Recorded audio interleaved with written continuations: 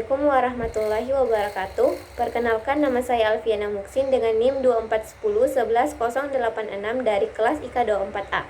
Pada video ini, saya akan menjelaskan secara rinci mengenai perancangan topologi jaringan, perencanaan dan alokasi IP address, konfigurasi router, penerapan firewall menggunakan access control list, serta hasil pengujian jaringan yang telah dilakukan.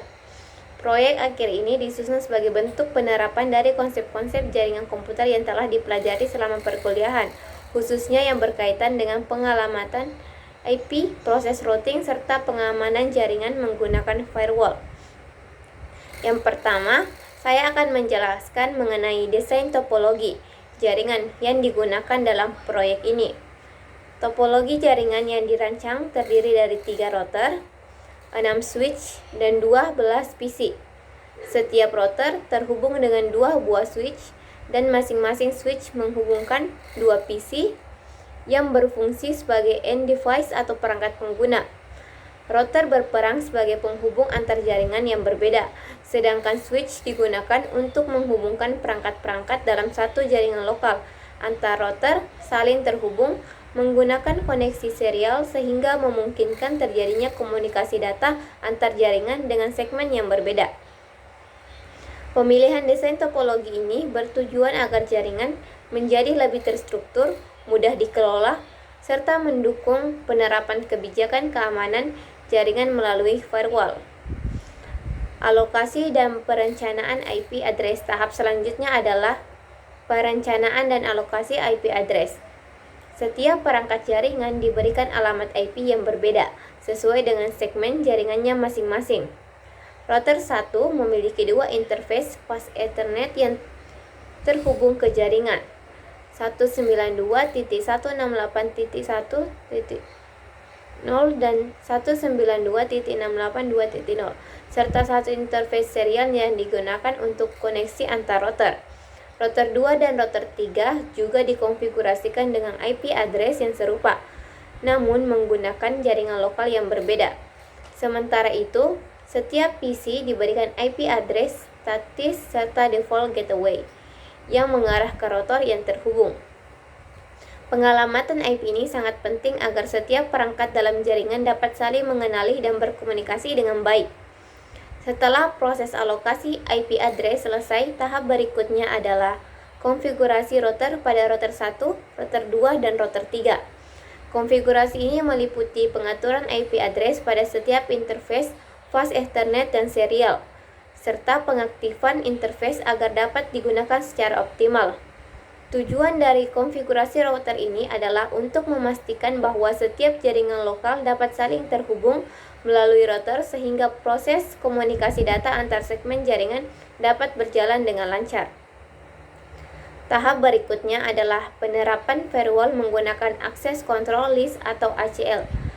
Firewall digunakan untuk mengatur serta membatasi lalu lintas data antar jaringan sesuai dengan kebijakan keamanan yang telah ditetapkan.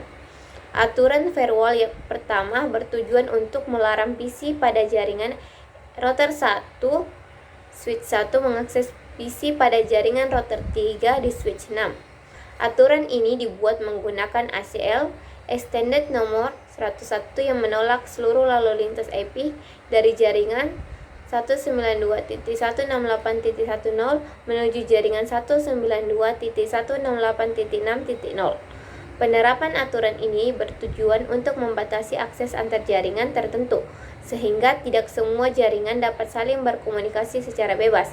Hal ini dilakukan untuk meningkatkan keamanan jaringan dan mencegah terjadinya akses yang tidak diizinkan.